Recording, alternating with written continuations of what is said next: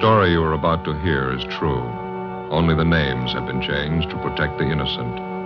Fatima Cigarettes, best of all long cigarettes, brings you Dragnet.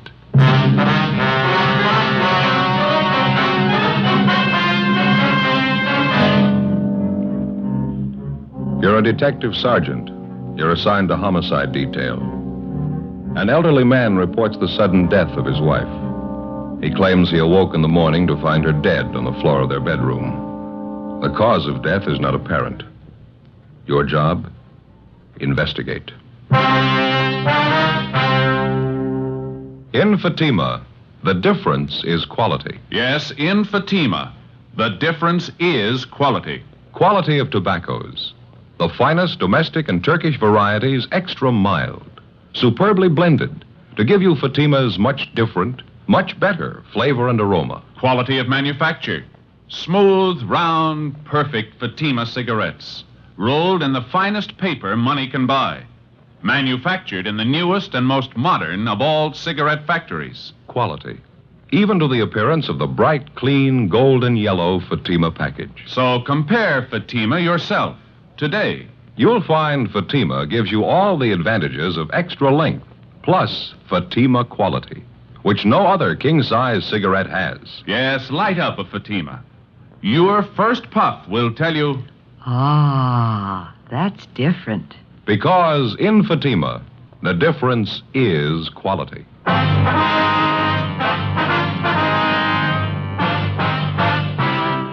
Dragnet, the documented drama of an actual crime. For the next 30 minutes, in cooperation with the Los Angeles Police Department, you will travel step by step on the side of the law through an actual case transcribed from official police files. From beginning to end, from crime to punishment, Dragnet is the story of your police force in action. It was Friday, November 12th. It was cold in Los Angeles. We were working the day watch out of homicide detail. My partner's Ben Romero. The boss is Thad Brown, chief of detectives. My name's Friday. It was 9:38 a.m. when I got back to the first floor of the Blackwell Hotel. Room 7. Oh, hi, Joe. Come on. Yeah. How's the old fella doing? Did he tell you anything? Hasn't talked at all. He's pretty broken up. Woman's dead, that's about it. How about the bruise on her forehead? You think that could have been it? No, it was just a slight bruise. I don't think that could have killed her. They moved the body out of the room yet? Yeah, they just did, taking it downtown for the autopsy. Well, I guess we can take the old man back to his own room now, huh? Yeah, I think so. He's back here in the kitchen there. Fixed him a cup of coffee. Still feeling pretty bad. Mr. Turner, would you like to go back to your room now? Everything's been fixed up. Mr. Turner? What happened? You can tell me. What happened to Gertrude? I'm afraid we don't know, Mr. Turner. Not yet. I told you about it, didn't I? Woke up this morning about 8 o'clock. Put my arm over on the pillow and she wasn't there. And I got up and I saw her laying on the floor. My wife, Gertrude. I felt her arm. She was cold. Ice cold. Somebody ought to know what happened. Well, we'll let you know just as soon as we get the coroner's report, sir. Would you like to go back to your own room now? What's the coroner have to do with it?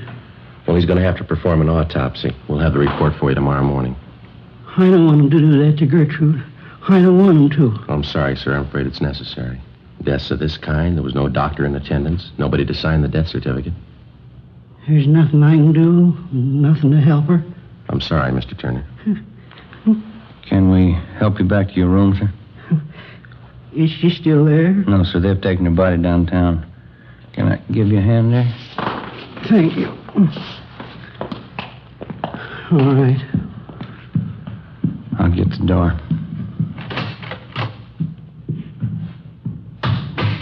Where'd Mr. Parkson go? Who's that, sir? The hotel manager, Mr. Parkson. Oh, yeah. These are his rooms here. I wanted to tell him thank you for letting me stay down here a while. Well, I think he'll be back in a few minutes. He was busy outside. Nice of him. Let me use his place. I couldn't stay in our room. Not the way it was. Gertrude lying there. It's all right now, Mr. Turner. Can you make the stairs all right? Yes, sir, thank you. I'm just a little tired, that's all. Guess the whole thing's been too much for me. Maybe you'd like to have us call your family doctor.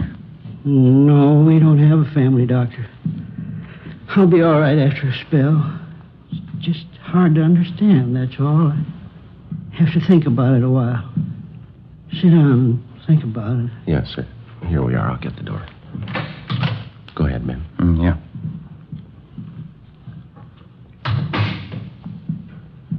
It's right there on the floor, officer. It's where I found her when I woke up. Right there by the bed. Mm-hmm. Where have they taken her? Downtown, Mr. Turner, to the county morgue. Oh. They'll let me see her, won't they? Yes, sir, they will. Do you feel up to answering a few questions for us now? All right. I'll tell you everything I know about it. I don't see how it's going to help anything. We'll try to make it as brief as possible, sir. Now, your wife's full name is Gertrude Agnes Turner, is that right? Yes, that's right. Her age? Let's see, Gertrude, 63. Yeah, that's it. I'm 4 years older than her. That's how I always tell. Was your wife in good health, Mr. Turner? Under a doctor's care, anything like that? No. Nothing wrong with her I know of. Heart trouble? Anything like that? No, sir. She used to have headaches every now and then. A doctor friend of ours back home used to send pills for her to take. That's about all. How was your wife feeling last night? Was she all right then? Just fine. When I woke up, I put my arm over on her pillow. She wasn't there. Then I got up and saw her laying on the floor, right by the bed. Gertrude. She was ice cold. There was a little bruise up here on her forehead. I thought I was dreaming. She was dead. We weren't even married a year. Do you want to go on, sir? You think you feel all right? Yeah, it's all right, officer. I got a little bit of brandy in that cupboard over there. Think I could use some if you two officers don't mind? That's perfectly all right, sir. Yeah, I'll get it, Mr. Turner. We had it all figured out Tuesday, November 16th. That's her name's day. How's that, sir? November 16th. It's my wife's name's day. You see, Gertrude's a German girl. A lot of German people don't celebrate their birthday. They celebrate their name's day instead. Next Tuesday's St. Gertrude's Day. Oh, I see. There you are, Mr. Turner. Thank you. Either one of you officers care for some brandy? You're certainly welcome to it. No, No, thank you sir. very much.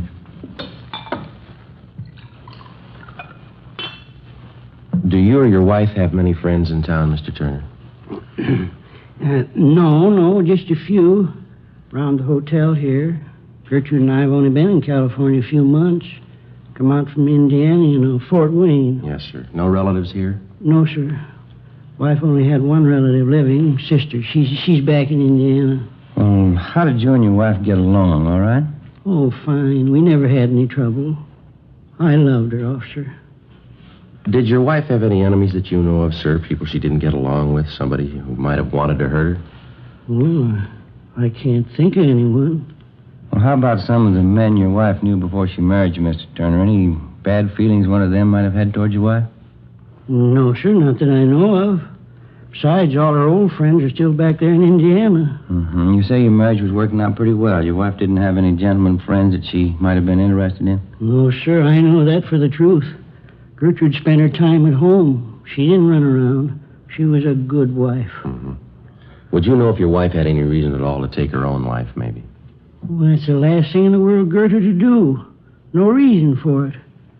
We had too many things to look forward to. Oh, lots of things. You don't stop living just because you pass 65. Yes, sir. Tell me the truth, officer. Don't you really know what happened to her? No, sir, no more than you do. Afraid we'll have to wait for that coroner's report. I don't understand it, officer. How am I supposed to understand it? Sir? I went to bed last night and I had a wife. Yes, sir. Today's my day off. We're going to take a car ride down the beach. That's the dress she was going to wear hanging up there. Gertrude made it herself. She was going to wear it today. I'll try to take it easy, Mr. Turner. I beg your pardon.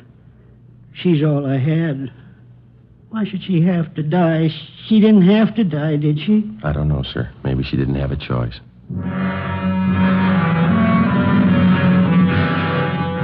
The body of the dead woman, Mrs. Gertrude Agnes Turner, was removed to the county morgue for autopsy. Ben and I filled out the 311 form, the dead body report, and filed it, pending the outcome of the autopsy. A couple of Mr. Turner's friends who lived upstairs from him at the Blackwell Hotel agreed to look after the old man until he got over the shock of his wife's sudden death. 7:45 the next morning, I checked in for work as usual. Morning, Joe. Morning. What do you know? Not much. Pretty slow. How about the Turner woman? No word on the autopsy, huh? No, coroner hasn't called yet. Have you got any smokes? I left the house in a hurry this morning and forgot everything. Yeah. Right here. Oh, thanks. Here. Thanks. Lousy morning. Another row with the wife. Oh? What's the matter? Oh, another one of those church bazaars she got herself mixed up in. She's calling on me for help again. Oh, yeah? What she wants you to do now? Remember the last time, don't you? That spring bazaar? Had me working on decorations down to the church 7 nights a week. 18 women running around telling you what to do. Yeah. It's like a madhouse, Joe. This time it's even worse. How do you mean? This time the ladies figure they ought to have a little more production. They want me to dress up in some kind of a funny costume. Auction off pies and cake. You know, stovepipe hat, false mustache will work. No? You turned them down, huh? You won't do it, will you? Well, not exactly. Wife kicked up such a row, I guess I'll end up doing it. Got an idea, though. Uh-huh. Wouldn't be so bad if I had somebody to work with me. You wouldn't like to help me out, would you, Joe? Well, I'll tell you, I'm going to be a little busy, Ben, but if I get a chance, I'll drop out to see you, though. I'll get it. Yeah. Homicide Friday. Oh, yeah. How's that? Mm-hmm. All right. Yeah. Okay, we'll be right over. Was Doc Cephalou over at the morgue about Miss Turner? Got the autopsy report for her? Yeah, they won't sign the death certificate. What's the trouble? A couple of things. Looks too suspicious for him, they said. How'd they list the cause of death? She suffocated. 8:15 a.m. We went across the street and talked with Dr. Cephalou. All he could tell us was that Gertrude Turner had suffered severe convulsions and that she had died of suffocation. There was a small bruise in her forehead and numerous other small bruises around the base of the throat. Not enough to say that the woman had been murdered, and yet too much to dismiss the case as an accidental death. Together with Lorman and Barrett from Homicide, Ben and I looked up some of the friends of Mr. and Mrs. Turner. We found 2 points which didn't check out with the story that Mr. Turner had told us. According to the friends, Turner had had some violent arguments with his wife. On at least one occasion, he'd struck her. And secondly, the dead woman did have a gentleman friend in the neighborhood, but his conduct with her had been above question. It was strictly friendship. We decided to take it from there. We went back to the Blackwell Hotel and found Mr. Turner in his room. He was wrapping up some of his wife's personal effects and packing them in corrugated boxes. We told him about the coroner's report.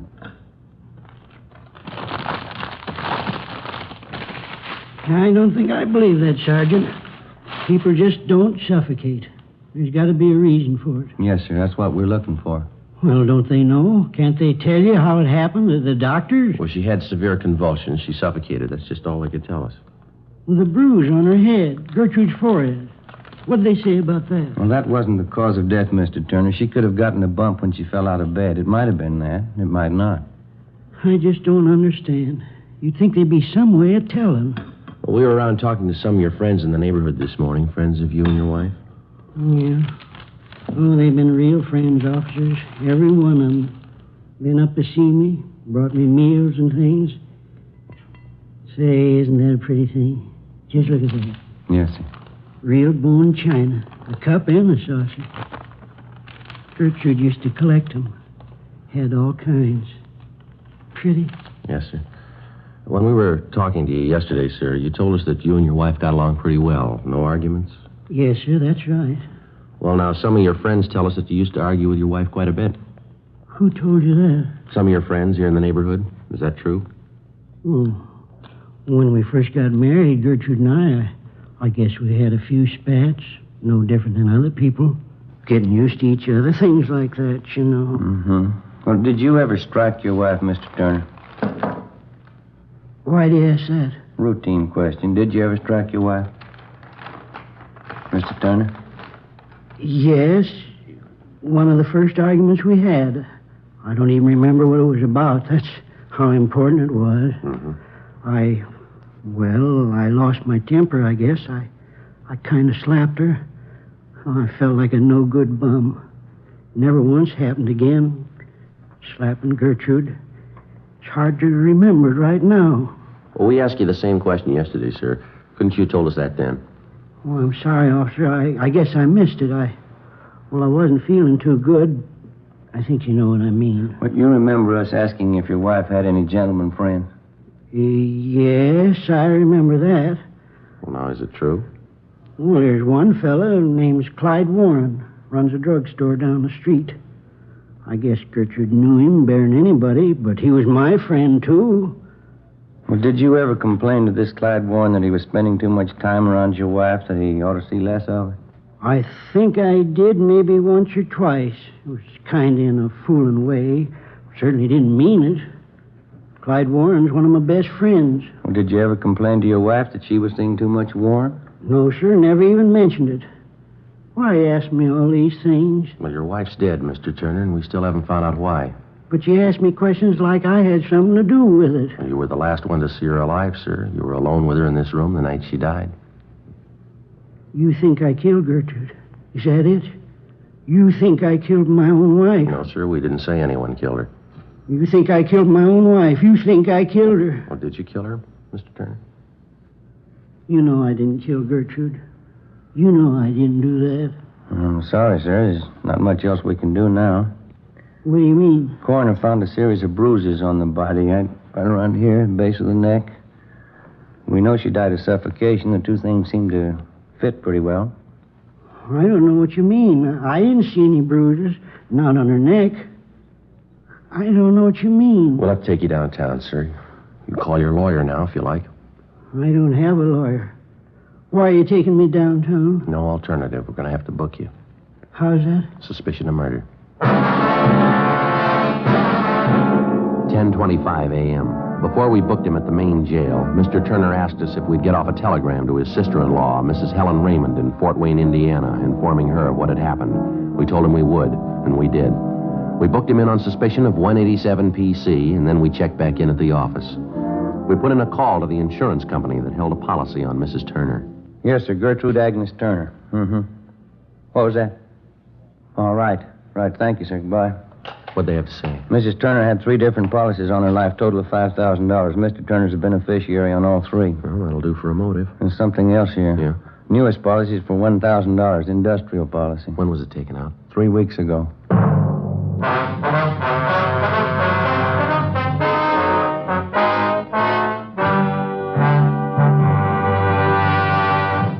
You are in the Scientific Investigation Division of the Metropolitan Police Department, the ballistics room.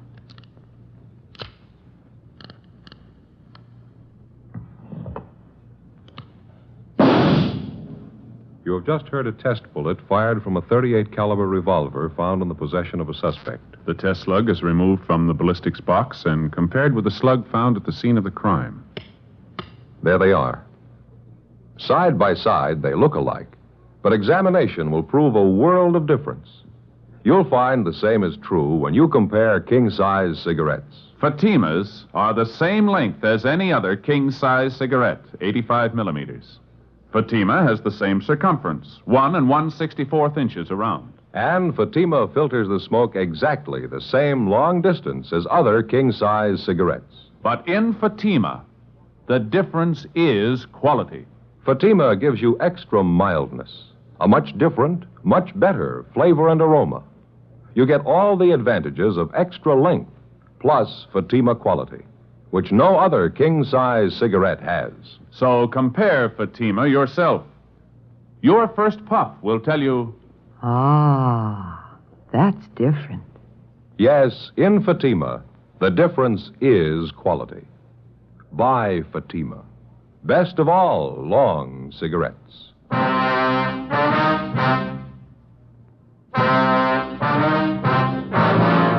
Monday, November 15th, 10 a.m. The investigation went on. We failed to uncover any additional evidence against the suspect, Mr. Turner. We had 3 main points against the man. The recently issued insurance policy on his wife for $1,000, the fact that he had fought with his wife and struck her on several occasions, and the series of bruises which had been discovered at the base of the dead woman's neck. Well, as it stood, we weren't too sure that the case would hold up in court. Ben was less sure that the old man was actually responsible for the death of his wife. We figured if Turner was guilty, we might try to impress him with the evidence against him and attempt to get a confession. Monday, 1 p.m., we went over to the main jail to interrogate the suspect.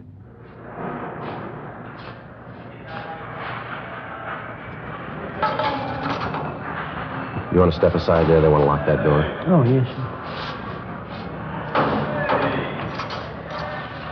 This way, Mr. Turner. I'll get the light switch. Right in here, Mr. Turner. Mr. Turner, you'd like to sit down? All right. Thank you. Why'd you come to see me? Have you found out something? We've been checking a little bit further into the case, Mr. Turner. We got a few more questions for you, if you don't mind. Did you send the message to my sister-in-law, Mrs. Raymond, the one I asked you to send? Yes, sir, we took care of it. You got the address right, didn't you? Fort Wayne, Indiana? That's right, sir. Sent a telegram, told her all about it. That was 2 days ago. She should have gotten it by now. I haven't heard a word from her. Are you sure she got the telegram all right? Pretty sure. We'll check on it when we get back to the office. A few things we got here that you might like to know about, sir. Maybe you can help clear them up for us. What's that, officer? We understand that your wife, Gertrude, had some insurance on herself. $5,000 worth? Yes, that's right. Something you want to know about it? Well, she named you as the beneficiary in each of her policies. Is that correct? Yes, sir. Gertrude was a great believer in insurance. Don't hold with it too much myself. She used to tell me all the time. Yes, sir. In case she died first, she wanted me to have a little something for old age. Something to retire on and get a little ranch out in the valley. I understand she took out a policy just lately, $1,000 about 3 weeks ago. I know about it. I didn't want her to do it. Clean waste of money, I told her. Payments are pretty steep. Well, sir, is there anybody who can back that up? That you told your wife you didn't want her to take out that policy? No, I don't think so. We didn't talk about our business with other people. Mm-hmm. Yeah. Friday, Romero. Yeah? What is it? Phone call says it's important. Either one of you. You want to get it, Ben? You okay? You can take it out the desk here. All right, thanks. I think I know what you mean. The insurance. You think that's why I killed Gertrude, isn't that right? Well, sir, put yourself in our place, Mr. Turner. What would you think? You know in your heart I didn't kill my wife. You know that in your heart. Well, they don't pay us for what we believe, Turner. They pay us to get the facts, to run down evidence. Doesn't make any difference what I believe. But you know I didn't kill her. You know that, don't you? Well, sir, I know we asked you if you ever argued with your wife, and you told us no. We found out you beat her up a couple of times. We asked you if she was friendly with any of the men in the neighborhood. You told us no. We found one. We asked you about the bruises the coroner found on her neck. You don't know. You can't explain them. We asked you if your wife had been ill, if she had any sickness to explain her dying the way she did, and you said no. We asked you about the insurance. You can't explain that either. 3 weeks before she dies, she takes out $1,000 on her life. She dies in the same room with you, and you don't know how or why. Now, you tell me, mister, what are we supposed to believe? I didn't kill her. Somebody has to believe it. Somebody. I didn't kill her. Joe, see you a minute. Yeah. That phone call, it was long distance. Turner's sister-in-law, Mrs. Raymond. What you want? Calling from Fort Wayne. She's flying out here tonight. Seemed pretty wrought up. About her sister, huh? Mostly about Mr. Turner. She claims he's innocent. Seems pretty sure of it. She can prove that Turner didn't kill his wife? That's what she said. She's bringing the proof with her. Tuesday, November 16th. Turner's sister-in-law, Mrs. Raymond, was scheduled to arrive at 6 p.m. by plane from Indiana. At 2 p.m., one of the main points in the case against the suspect was proven false. A woman friend of Mrs. Turner, after reading of the husband's arrest in the paper, informed us that while Mrs. Turner was visiting her home a few days before she died, she complained of a severe headache. The woman's son, who was studying to be a chiropractor, attempted to treat Mrs. Turner's headache by manipulating the muscles in her neck and shoulders. The woman said that Mrs. Turner called the next day and complained about receiving bruises on her neck as a result of her son's experimental treatment. The son came down to the office and signed a full statement to this effect. At 7 p.m., Mr. Turner's sister-in-law arrived. With her was a Dr. John Grant, a Fort Wayne physician. The two of them told us their story and gave us all the information they had concerning the case. Ben and I went immediately to the main jail, picked up Mr. Turner, and brought him back to the office. His sister-in-law and Dr. Grant waited in the adjoining room. Why'd you bring me here? You gonna ask me more questions? I told you everything. No, sir. No more questions. You can't take me off to prison. I haven't had a trial yet. No, sir, you're not going to have a trial, Mr. Turner. We're releasing you. How's that? Your sister-in-law, Ms. Raymond, she's in the next room with her doctor. They're going to take you home, sir. I don't think I understand, officer. How do you mean? Your sister-in-law just got in from Fort Wayne tonight, and she has her family doctor with her. They told us about your wife, Gertrude. Everything we had to know. About Gertrude? My wife? Well, what do you mean, officer? Well, maybe you can understand, sir. Your wife was afraid to let you know. She told her sister she was afraid it might break up her marriage. Afraid to tell me what? Well, your wife suffered from epilepsy. She had it most of her life. She had epilepsy? Yes, sir, she did. And this Dr. Grant showed us that he's been sending your wife medicine ever since you moved out here to California. He treated her many times for the same thing before you met her. She figured it might ruin her chances of marrying you, so she kept it a secret. The medicine. I remember that. Used to come through the mail. And that's it, sir. Counts for the headache she had the night before she died. She probably had an attack during the night, suffocated. That's how you found her in the morning. Well, why didn't they know? The coroner, they examined her. Well, sir, that's just the point. If you die of epilepsy, there's just no way of telling, not even by autopsy. Convulsions and suffocation. That's the only way they can list it. And she was ashamed. Gertrude. She was afraid to tell me. Yes, sir, that's what she wrote to your sister-in-law. We saw the letters.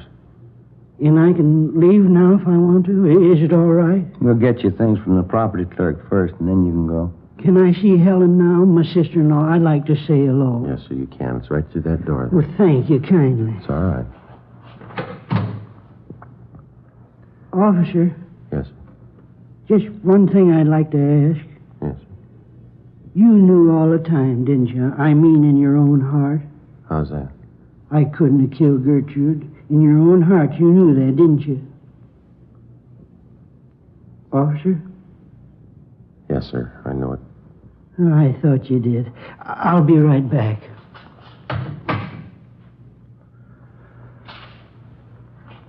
Joe? Huh? I wouldn't worry about him. What's that? We'll call it a white lie.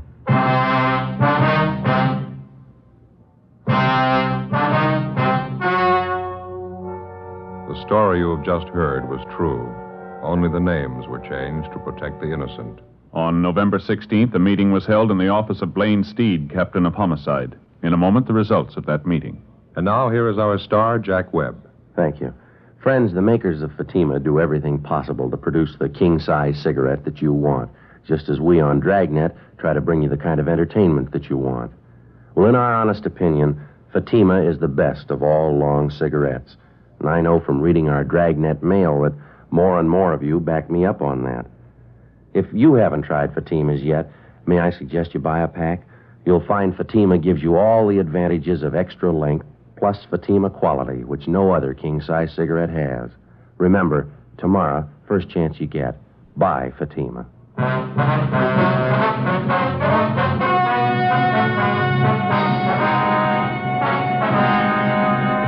The death of Gertrude Agnes Turner was proved beyond a doubt to be due to natural causes. A 9.10 report was made which completely exonerated the husband of the dead woman.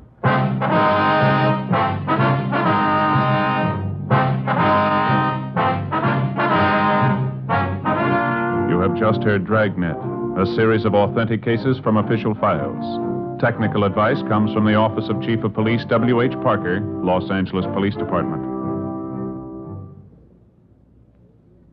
Stay tuned for Counterspy next over most NBC stations.